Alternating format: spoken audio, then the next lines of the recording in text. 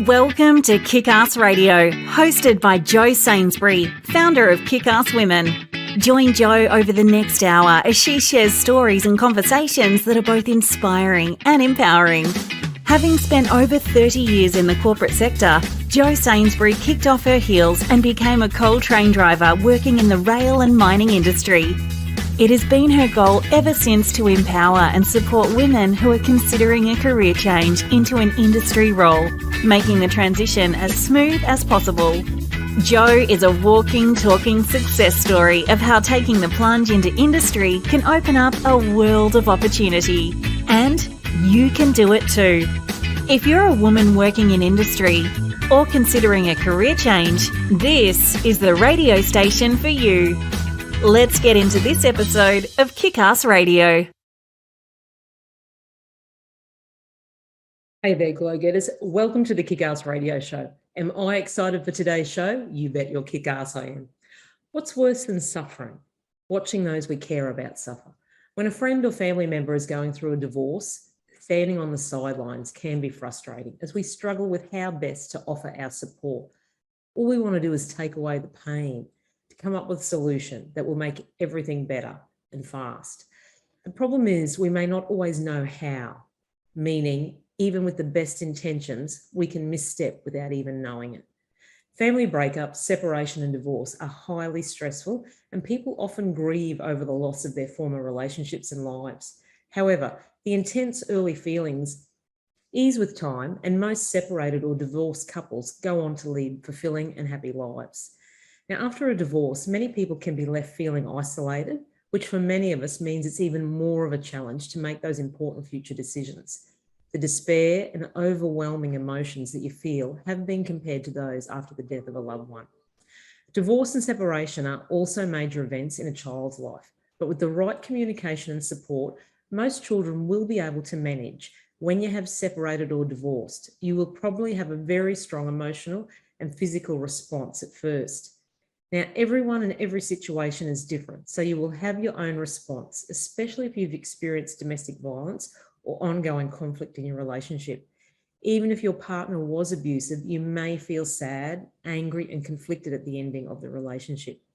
That is why today on the show, we are going to gain some valuable advice. Today's guest is Leanne Kansler, who is a psychologist and coach, writer for online publication Great Health Guide, has been featured in the Feminescence magazine.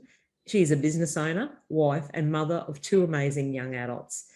Now, Leanne has worked her ass off to get to where she is now, growing from an anxious child who felt invisible to being in a controlling marriage and finally to someone who actually loves who she is and the life that she is creating for herself. Now, this wasn't easy. The journey started when Leanne was in her mid-30s. Since then, she has spent an incredible amount of time and money on personal development, but every second and cent was worth it. Without it, she knows she would still be stuck feeling a victim in her own life. Today, she is passionate about helping men and women to reclaim their life after a breakup. So what this means is to take back your own sense of who you are and love yourself again, empower you to make great decisions for yourself, and then when you are ready, to move on. You are listening to the Kickass Radio Show Kickstart, where we talk about all things women working in non-traditional roles in male-dominated industries, and I tell you how it is. I'm your host, Jo Sainsbury, the Glo-getter. I hope we can keep you in good company over the coming hour. Now, a huge shout out to all the women working out on track and on site today. Stay safe and have a great day or night shift. And it might also be a good time for a trigger warning that today's show's content may upset some people or may have them feeling a little bit down and out. Please be mindful of that. And also the show may and does contain some adult language. Let's get into it.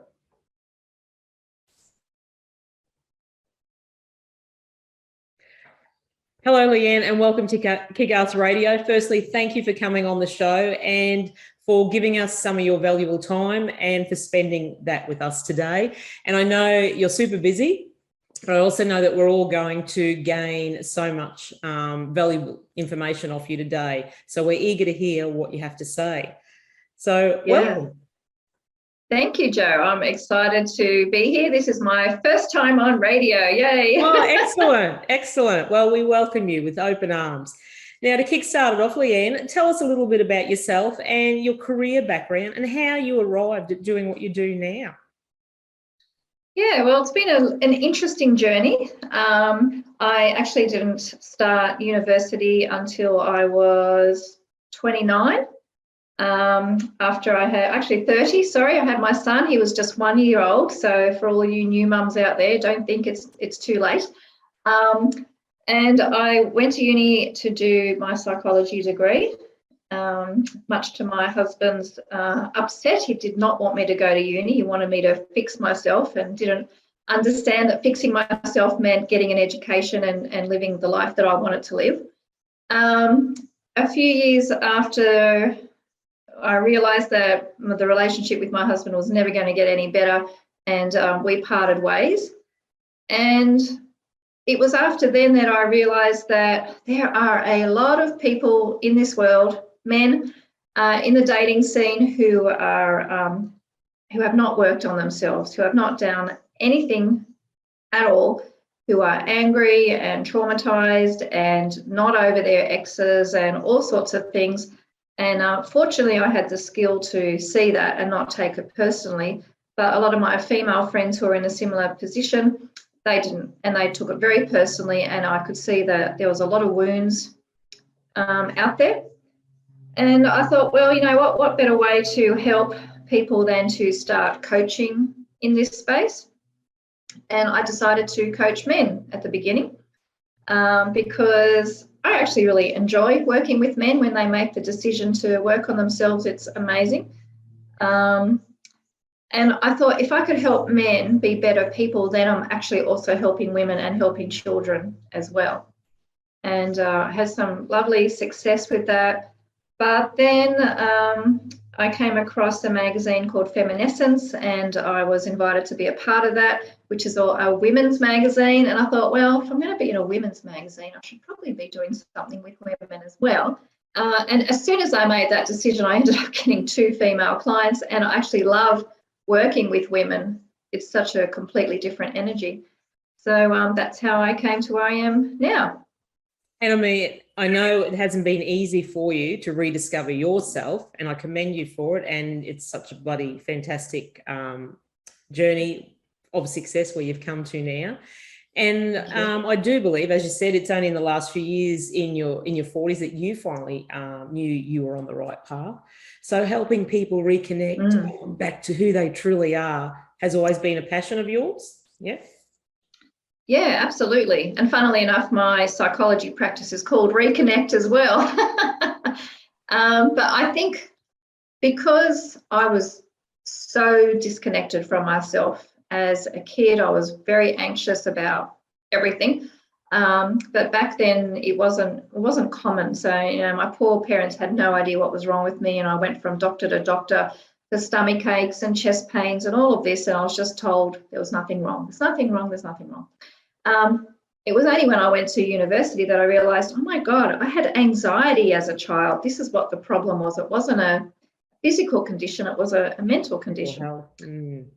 Yeah. And so starting then to reconnect back to me, understanding that I didn't have to be shying away from the world, that the world wasn't actually such a scary place once I figured it out, how to deal, how to manage with people. I'm quite a bit of an empath, so I can feel what other people feel sometimes, and that can be a bit overwhelming in big crowds, but now I've learned how to manage that as well. So, yeah, it's been a massive journey, and being able to help other people through their stuff is a gift. And definitely is. And like you said, a lot of kids did go or do go through that anxiety, and it isn't diagnosed or recognised. So we need to try and identify those triggers a lot quicker and make that known to the individual that, you know, this is what's going on and this is how we can help and get them in a better frame of mind. So absolutely, from your own journey then, what instigated it? How did you get started as a divorce coach? And tell us, what actually does a divorce coach do? What is it? Yes. Okay. So the starting point started when I always had this feeling that there was something missing inside of me. And so I just kept on doing course after course after course. And then I discovered coaching, which I absolutely love. It's quite different to psychology, but it's great mixed in together. And as a coach, you're always told you have to choose a niche. You know, what are you going to focus on? And it took me a little while to then realize that, you know what, I really want to help people after their separation, because there is so much grief, so much trauma, so much confusion, and not a lot of people out there who you can really talk to about this sort of thing. You know, I've got the experience in terms of I've been there, done that. I also have my psychology knowledge and all the clients I've already seen in that space, and a passion to help people. So that's how I ended up getting into this area of life. I guess, what is a divorce coach? Well, there are different ways of being a divorce coach, but what I do is really help people with their emotions. So I'm not someone who will tell you all about the legal stuff. That's what your legal team does.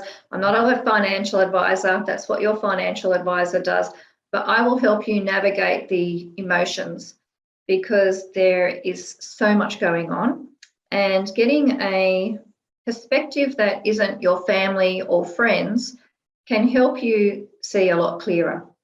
Definitely. So if you imagine that, you know, you're in this kind of bubble and your family or friends are in there as well, and I am up here looking down on that going, oh, hang on a minute. You're making your decisions based on emotion, and that's going to get you into trouble later on. And helping people step out of that can be extremely valuable. Yeah. And I also do a lot of quite deep inner work, where I will help people release some of their past traumas or their anger or sadness or grief or whatever that might be. And then they see things very, very clearly, because they're not operating from a inner child wound or resentment or whatever it is. When they let go of that, they can then make decisions that are good for them. And so a divorce coach really is about helping the individual to support them through the process of the divorce, to support them with decisions around childcare and all that sort of stuff, and to ensure, in some cases, to save lives, because people can become suicidal during that process as well. You know, there's so much loss, to give them a bit of a sense of light at the end of the tunnel. And that's right. And like divorce, it's very hard. You can rise above it. You gain, as you said, gain clarity, stand in your own confidence, and make decisions from a better place. And you can stay a little bit more elevated while going through the divorce. And I see you want to pass that message on to not only women, but to men as well, transitioning. And it's clear that you really help these divorcing men and women, that they are all going to get to the other side of divorce.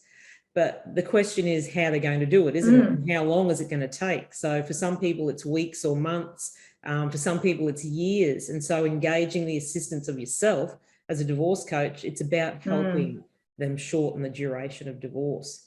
And it can be a game changer, can't it? Like for men and for women, because it just evokes so many thoughts, feelings and emotions. And divorce is the end of something, but it's not the end of everything. So you have to look for that silver lining and the opportunity to make a new beginning. And hey, what an opportunity to have a new, fresh beginning. So there is lots of positives that they need to be able to identify and work towards. They're like goals, aren't they? Absolutely. And, to get clear can shorten the divorce process by years, really, because when you really know what you want and why you want it, if you want something just to annoy your ex or, because you're feeling vindictive or whatever it might be, that's just hurting you. You know, it's like that saying resentment. Resentment is swallowing poison and expecting your enemies to die. A divorce can be very much like that. You're going to do whatever it takes to make them pay for what they did to you. But in the process, you've got all this angry energy swirling around in you and bitterness, and that's actually making you physically ill. So Yeah, that's right. to help someone get past that anger and resentment is a beautiful thing. And as we said, like to expel all that animosity and bad feeling, you need to. And then, as I said, you've got a clear mind then to work out how your journey goes from there. So yeah, that's a great thing. Yeah. Expelling all that bad feeling, and it's no good for your own health, your mental health, or your health and well-being and wellness. So No. in your experience, what do you think the most common cause of divorce is? Well, in a very big nutshell, big net, it's communication. Because people are afraid to speak their truth, or they don't know how to speak their truth in a kind way. They don't know how to ask for what they need. They don't know how to ask questions. They don't know how to say, I'm feeling hurt by you, so instead they'll hurt back. They don't know how to say, I'm not happy with our sex life, or I'm scared, I'm bored, I'm whatever. And then they'll do things like create fights, have affairs, withdraw, go silent, pretend. It's really, really sad when I hear someone say, my husband told me that he hasn't loved me for 2 years. There's no hope then. 2 years is way too long. If he had said to her 2 years ago, babe, there's something wrong, I'm not feeling it anymore, then there's hope that you could have worked on that. But 2 years is way too long. And it's so hurtful to hang on to somebody for that long. It's incredibly hurtful. And, if they had just said something, just spoken their truth, 2 years worth of heartache could have been resolved. They may have been able to save the relationship, but by then it's way too late. Because, I see a lot of couples as well. And often somebody has checked out by the time they come to couple counselling, and that's why couple counselling doesn't work. Yeah. They wait way too long to say there's a problem. And that's the saddest thing when you hear about stories like that, and they've been just going through the motions for so long, and then that has such a ripple effect on the ongoing process. Then when it comes to a head, it's it's definitely something that we all need to have better communication, and don't be afraid to say what you feel, because it all comes down to trust. You need that trust, you need that communication. It needs to be open and honest. It is cruel to be kind sometimes. So hey, if you're not pleasuring me the way I like it, how can we fix that? Yeah, for sure. And on the flip side of that, if you notice that your partner is changing, withdrawing or something, say something about it, and perhaps be a little relentless about it. Like, I can see something's wrong and you need to tell me, rather than just accepting, no, nothing's wrong, everything's okay. And I can tell you that when I first started dating my now second husband, right at the beginning, I had a feeling that he was going to break up with me. And I said to him, are you thinking of breaking up with me? And he said, yeah. And the reason he said yes was because he was scared. It was too good. And he didn't know how to handle this relationship that we were forming. It was overwhelming. But if I hadn't said that, we probably wouldn't be sitting here now. And isn't that sad? Like, and I know it's not only men, but men more so have this fear of showing emotion and being open and vulnerable. And like being vulnerable, that's the best way to be, because it's so honest, and where you find your true self. You have to be vulnerable. You have to show up, and you have to admit all of these vulnerabilities and then work through them. So yes, that was a good pickup from you there. It was. And vulnerability can be seen as a weakness, but it is an absolute strength. It takes an enormous amount of courage to face up to something that you're scared about. Definitely. So a key contribution as a coach, being part of this collaborative team, is to provide emotional guidance and support throughout the process. So we're saying, you're there to steady the waters in contrast to what actually occurs in a typical divorce. So I know that you're offering, the most support, respect, and a framework for, as we said, effective communication and problem solving.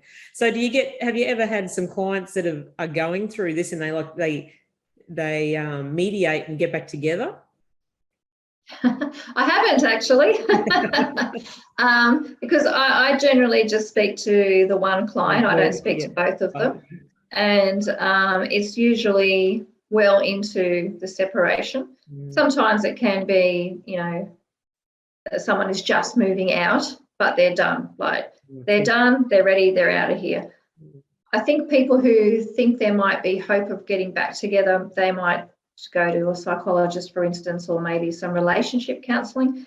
But when they're ready, that's when they often come to me. Or when they know the other person is ready and they have no hope, that's when they come to me and they say things like, "Oh, I'm not coping. My ex has already moved on. I'm still stuck. I need help." So yeah. It would be interesting to see what would happen. I mean, I would wholeheartedly facilitate that. If both of them wanted to get back together, I would definitely help that. And it'd be a great experience to go through, as you're saying, watching the framework go through its process and where the communication opens and they identify each other's, weaknesses and strengths. And it's like, well, hey, let's give this another shot. And it turns out, so much better. So there's hope. There is hope. There is hope. And that would be amazing if both people did the work, but usually it's just one person. So it's a lot harder. Yeah. And so in a typical divorce, the last thing on people's minds is usually the importance of taking care of the mental health. So what's your take on this? I think it needs to be the first thing, because if you're not clear in your mind, you're more likely to make mistakes. And those mistakes can cost you hundreds of thousands of dollars, really. It could cost you a good a parenting agreement. It could cost you your children in that, you do silly things, drugs or alcohol to try and cope, and then the children are taken from you and given to your ex-partner or a grandparent, whatever it might be. Seen that before. Because so much is going on, there is a high risk, particularly for men in this time, to contemplate or attempt suicide or to actually suicide. People lose their friends because friends take sides. They lose family because family will go back to their respective person. Yep. They can lose jobs because of the stress, and no one needs to lose a job when you're going through a divorce. And there's been a few clients I've had who have been on the brink of losing their job because they can't think, they can't focus, they're taking too many days off work. Their boss has called them in for a review and said, you need to step up or step out. And then we started working on some strategies to help them cope. And one in particular, I remember, ended up getting a promotion within a few weeks.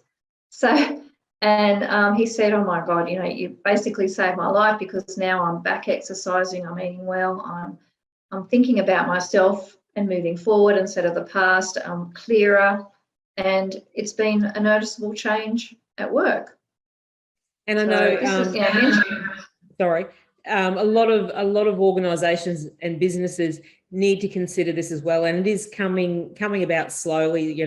A lot of focus is on mental health, but a lot of focus, I've been talking the last couple of weeks to a couple of guests about women are going through menopause and, how they deal with that at work. So it's the same thing. If you're going through a tough time in your marriage and you're going to work, dreading going to work, you need to speak up. You need to let your employer know there is things going on in your life so they can actually help you, that you're not, sabotaging yourself at work and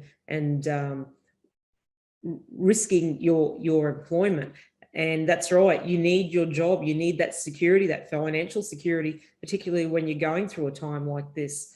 So it's, absolutely, Yeah, so there's a bit more work to be done there with businesses and organisations acknowledging that kind of assistance as well. But yeah, mental health is such a big trigger for so many unnecessary acts, and particularly, taking of lives. It's if everyone could just speak up a bit more openly and quicker before they get to that sad point. It's a very sad thing to see, and especially if you see it within your family or your friends. So yeah, definitely speaking up about it and talking about it is a major help. Yeah, for sure, because when you talk about it you get support. And sometimes people just need someone to say to them, you can get through this, or I am here for you. And just remind them that there is more to them than that relationship or that house or whatever else it is that they're mourning the loss of. Yeah. And someone to remind them that in 6 months' time they're going to be in a completely different space, and they don't know what that space looks like. It could be the best thing that ever happened to them, and I've seen that a lot, actually. Yeah, and I know I've in my notes there, I know you say that you need, you show people that there is an opportunity of immense growth if we allow it. So that's right. You've just got to open those wounds, deal with them, and see the opportunity ahead from healing from them. So absolutely, yeah. But mental health, it's such a chronic, it is like a chronic illness, and more so in the last 18 months now with our pandemic crises. Yeah, a lot of people are struggling with depression and anxiety, which obviously affects relationships and affects the way we do everything, really, actually, from the time we get out of bed to how we cook, what we feed ourselves, all of that sort of thing. And it is important to acknowledge that, okay, I'm not dealing so well right now, and there's no shame. There shouldn't be any shame in asking for help. We back in the old days, we used to live as a community and everyone knew everything, and now everyone's so isolated and pretending that everything's great on social media. But the reality is that isolation is making us unwell. Definitely. All right, we're just going to take a little break and we'll hear from one of our show sponsors, and we'll be back shortly. Hey Glo-getters, have you heard about Kickass Women?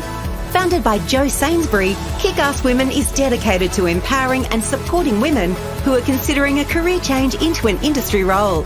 Visit our brand new website at www.kickasswomen.com.au or follow Kickass Women on Facebook and LinkedIn today to keep up to date with all things Kickass Women and the incredible opportunities and content we have for you. See you there, Glo-getters.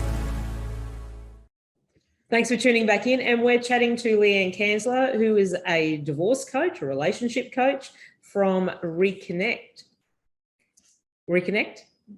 Yes, that's right. Yeah. So, thanks for tuning back in, Leanne. So how important is the role of, well, we've probably just talked about this, of a mental health coach in the divorce situation? I think we might have just covered that. So, but yeah, if you want to retouch on that again. Recap. Yeah. It's important because it can help you to make great decisions, and great decisions are invaluable in the time of divorce. It can not just help you with your divorce, but it can help you, in choosing, where do I live? Not that I would tell you that, but I can just help you tease out, where you're going to live, jobs you're going to do, what kind of. Some people even work through with me, God, I don't know what furniture to take out of my house, and we just kind of work through what's important to you, what's not. So there's so many little tiny things, and setting goals for the future as well. And it's having those goals that really make a big difference. And a lot of people feel very trapped that there's so much happening in here that they can't even pretend to look forward. Mm-hmm. And so I can help them with that, and I can help them actually have a whole sheet of, okay, this is a bit of a tick box for you.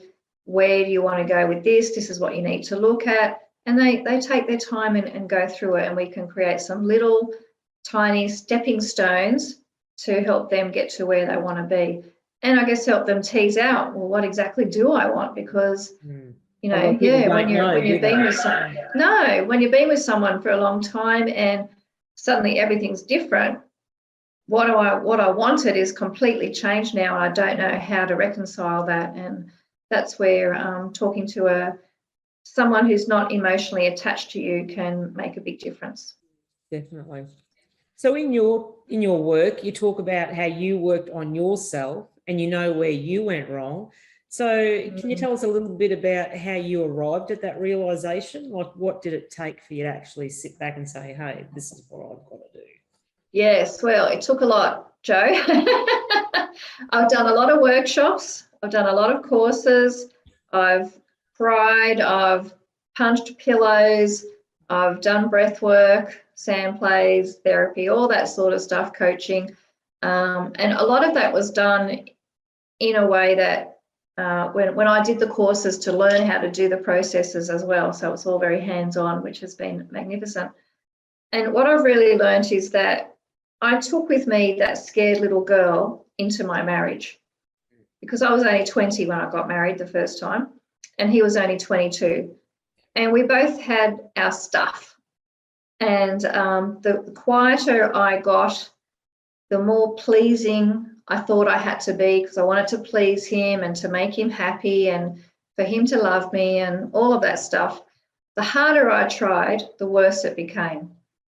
And I only realised that a few years after our divorce, because it started to all fall into place, and where I noticed, oh my God, we were playing this kind of game where I'd try harder and then he'd kind of push back. And the harder I tried, the more he wanted. So he became more controlling, more loud, more judgmental, and I kept on trying to appease that instead of stopping him and shutting him down and saying no. You know, I had no boundaries around what I wanted or who I was, because I really had no clue. I went straight from mummy and daddy to husband. Yeah. And I just didn't have a strong... I wasn't strong-minded to make wise decisions for myself. I just kind of fell into this trap of thinking what he wanted was okay, until I realised I actually got to the point where I was fantasizing about driving in front of a truck or taking the kids and running away from home. And that's when I realized that, oh God, this is not good. I need to make changes here. And like everyone and every situation is different. So you'll have your own response, especially if you've experienced domestic violence or ongoing conflict in their relationships. So even if your partner was abusive, or you may feel sad, angry and conflicted at the ending of the relationship, the earlier the emotions are dealt with, the better, the coping mechanism, isn't it? Absolutely, because all of that leads to a trauma response, and that trauma is held within the body, and you are very, very likely to take that trauma with you to your next relationship. And that can look like a lack of confidence in yourself, a lack of trust in the other person, fear, anxiety, depression, or wanting the other person to rescue you. So there's an imbalance of power within the relationship, just not knowing who you are. And it can also lead to you deciding, I'm never going to be in another relationship again. And so then you miss out on the beautiful parts of the relationship. Yeah. And so you need to make some tough but focused decisions on how to deal with your breakup, your separation and your divorce. And you need to make choices that give control over your life. And these choices might be accepting that it's over, not being a victim, and being positive for your children and your other family members, and learning new skills and making plans for a new future. As we said, a new beginning. What a great opportunity that is. And to learn, we all learn from our life lessons, and that's the best way to learn. So make plans for a future that can be so much better for you. And ask for help. People will want to help you, so don't be afraid to ask. That's the biggest thing. We're all so afraid to ask for help, and that comes back to our vulnerability, doesn't it? Like, we've got to put absolutely. We've got to put. And sometimes it's also rejecting help. I have a girlfriend who recently went through a separation, and I've offered her help, and she won't accept it.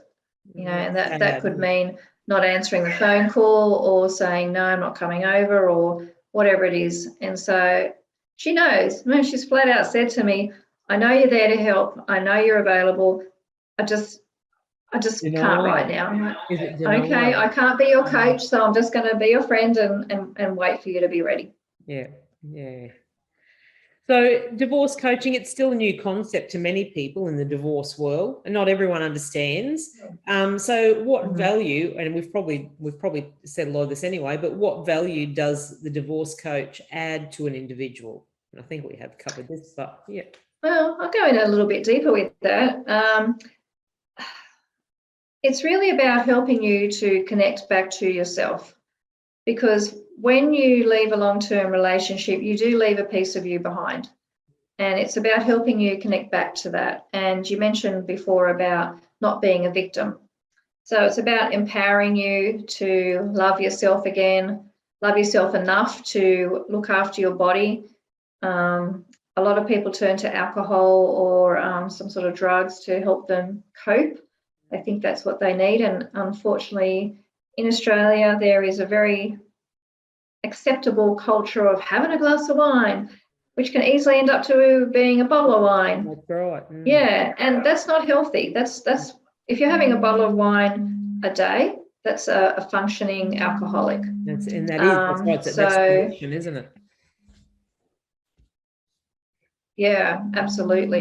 And that's really not helpful. So it's really about giving you some strategies to deal with the everyday stuff that goes on. And, I have a course, and the course kind of goes step by step through different aspects of your separation and your life. We go all the way back to previous relationships and childhood and look at, well, how did I get here?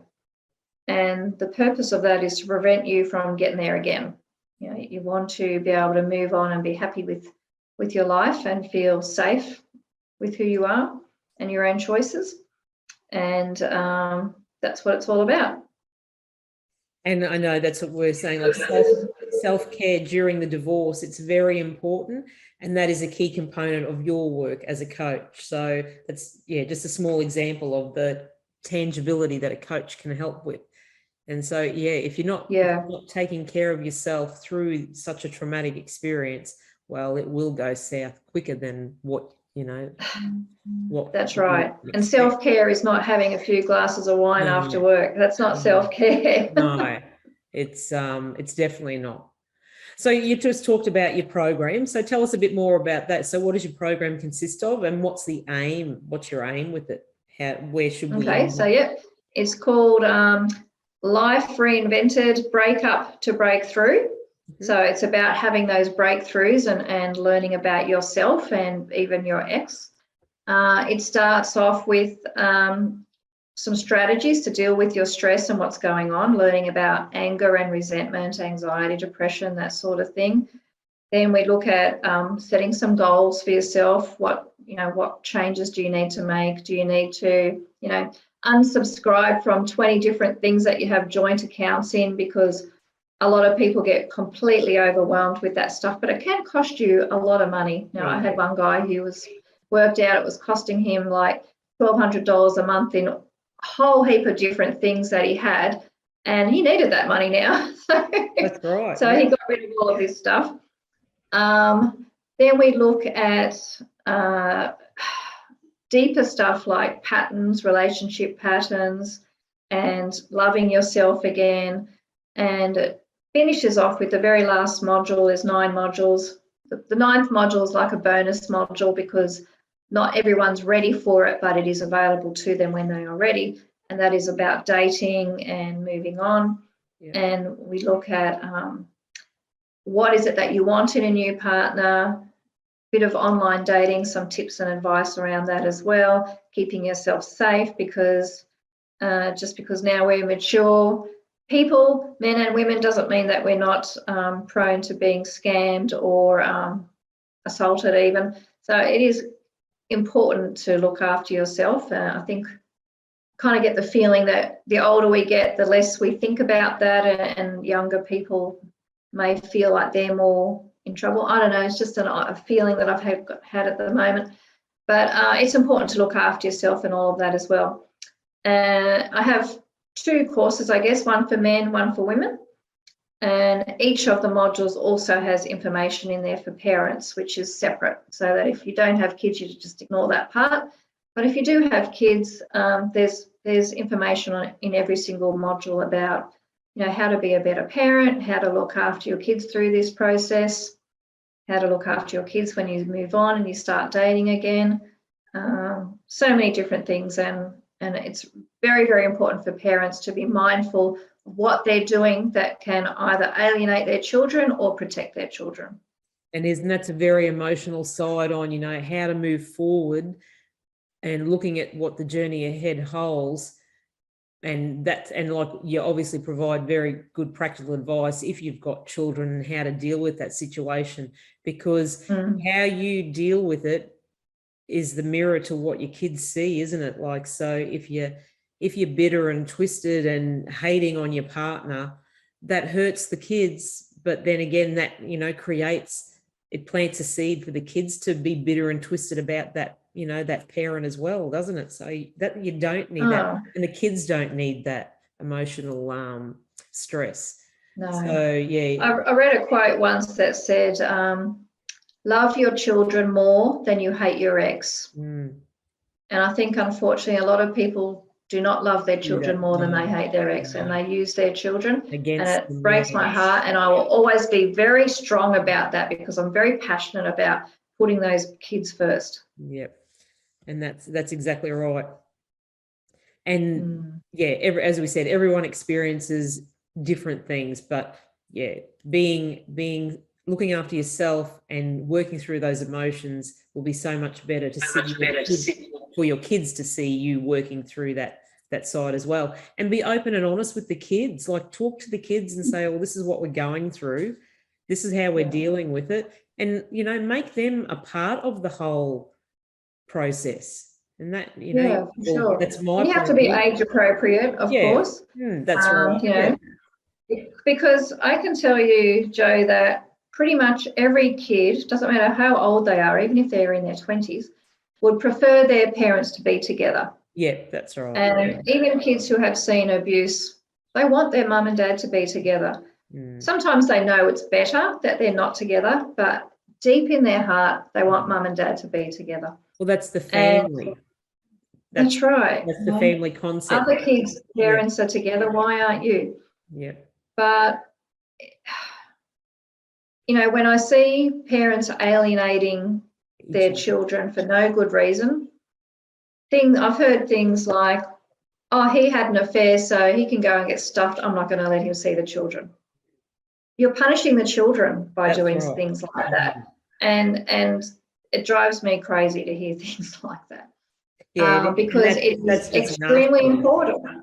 Yeah, it's very important that kids see both parents. Unless there's physical danger, there is no reason for those, or emotional danger, sorry. There's no reason for those children not to see mum and dad. Yeah. So is there anything in particular you feel you learnt from your own divorce that you do pass on to your clients? Yes, for sure. One of the biggest lessons I learned, and it created a huge shift in me and in him and our relationship as co-parents, was it's not my responsibility to please my ex. And that pleasing in me continued for many years after. And I would do things like try to make it easier for him with the drop-offs or the pickups, the times, Christmases, birthdays, all that. And I would go out of my way to try and make it better. Every single time it got messed up. If I changed the time to say, oh, do you want to come earlier? Or do you want to meet later? Or do you want to meet here? Whenever I did that, something went wrong. Eventually, it clicked in me and I thought, what am I doing? Unless he asks, yes, unless he asks for a change, don't create it. Don't make it happen. Don't make it easier. Just go with the flow. trust in my own self, have some better boundaries, for goodness sakes. I had no boundaries. But once I did that, everything got better. We argued less. There was no more indecisions or confusion. It was just, this is what's happening and this is great. And that was it. I didn't have to think anymore about how to make things better. And it was better for the kids too, because they saw that the energy between us was different and we weren't hating on each other. We didn't have to do much anymore after that. It was just, we got organised and we stuck to it. I stuck to it, and then things got better. Other things I learned is to be really clear about what you actually want for yourself. I think coming back to that, when you were saying you started wanting to please him again, it's like you become quite codependent on your partner and you lose your own identity, isn't it? It's that's where that comes into it. So yeah, for sure. Yeah. And when you've been with someone for a long time, I was with him for 20 years, it's very easy to lose your identity and not even know what that looks like. Like, who am I? What do I want? And I guess that's why it's really valuable to talk to someone, and talk to someone who's outside of your family, because your family see you like this, your friends see you like this, your ex sees you like this, and you see yourself as, oh, I don't know, I'm a bit of this, I'm a bit of that, a bit of this. And then talking to someone who is not a part of that circle can help you see yourself as you, because there's no judgment or preconceived ideas as to who you should be. So it's about stripping back that codependence, working out who you are, what your core values are, and what you enjoy doing. Then together, with the likes of the help and assistance from you, you rebuild your future and create a life that would be so exciting to live, because you know who you are and what you want out of life, and you're going to go after it and get it now. You've got that second opportunity. Yeah, it's a huge opportunity. I often talk to people about, okay, so before you met, what did you like to do? And, I've had people say, oh, I used to love dancing, but my partner doesn't like to dance, or my partner was jealous when I went to the dance lessons, so I gave up. Right. Oh, I'm going to go dance again. Yes. Or I used to love playing baseball or some other kind of sport, but my partner used to get the shits with me for doing that because it took up the whole Saturday, and I had such great friends. I'm going to reconnect with those people. I'm going to start again. And it's about learning that you don't have to give up on yourself and the things that you love to make your partner happy, because guess what? It didn't work. Now you're divorced. That's right. And putting yourself a bit higher on the priority or list of priorities and learning how to discuss that is really important.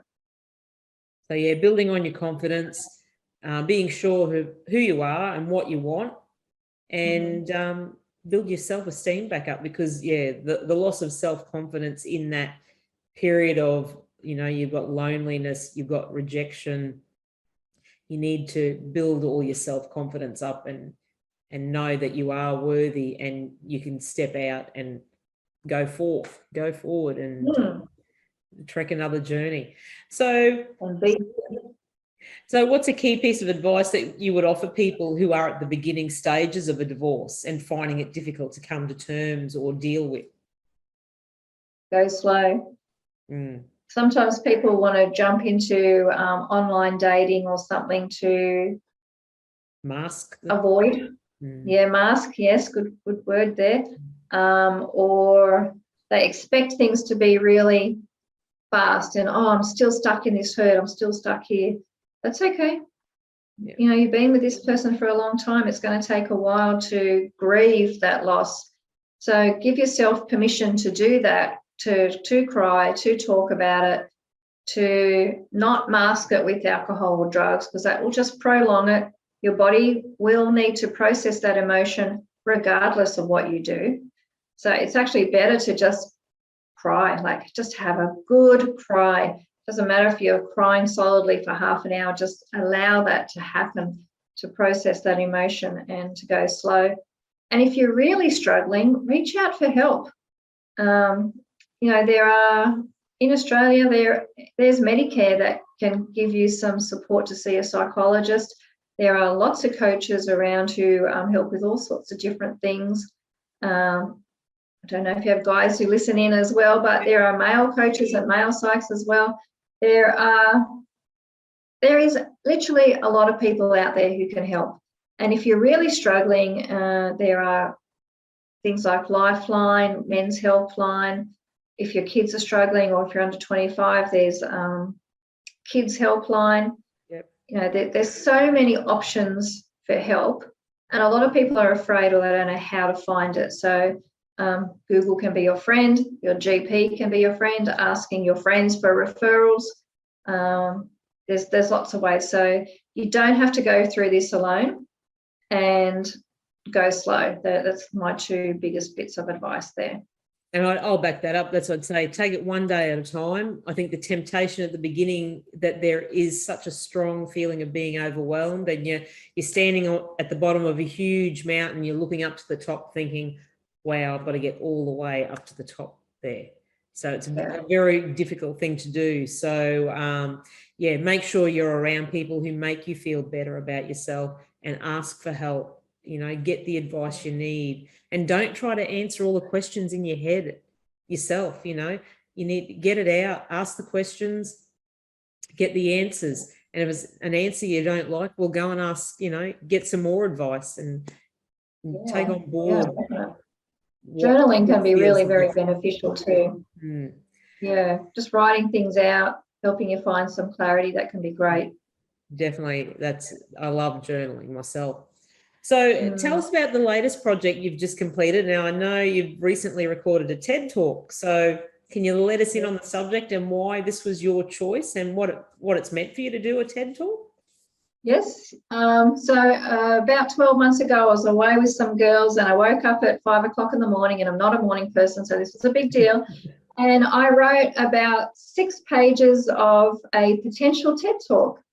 And then I was introduced to a guy in Ireland. He does TEDx, so that's a recorded TED Talk. And I got to bring my dream to life. And the talk is called "The Time Is Now to Talk to Men." And it's about men's mental health and looking at, I guess, statistics. There are very shocking statistics around suicide around the world, and in many Western countries, it's 75% of suicides are men and 25% are women. So that says a lot, right? It does. We all know men. We all love men. We have sons, brothers, fathers, cousins, friends, colleagues. And so chances are that we know of or have heard of a guy who has taken his own life.